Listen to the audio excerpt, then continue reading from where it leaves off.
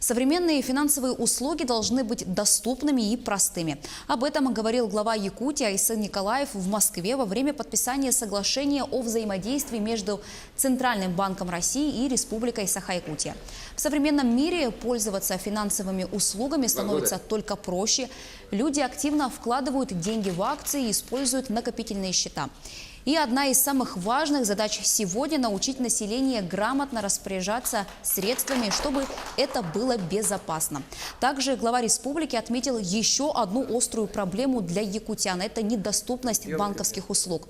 В нашем северном регионе еще много мест, где просто нет отделений даже самых популярных банков, и у людей нет возможности обналичить деньги с карточек. А значит, что они не могут элементарно расплачиваться в магазинах. Айсан Николаев озвучил идею, которая поможет во многом решить эту проблему. Проект называется «Цифровое село».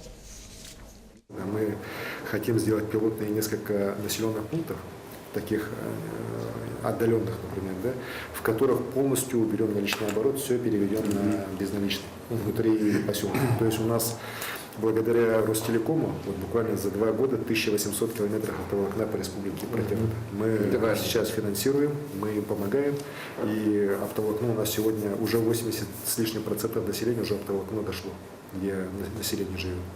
В ближайшие годы мы еще вложимся и хотим довести там уже свыше 90% доступность оптоволокна для населения.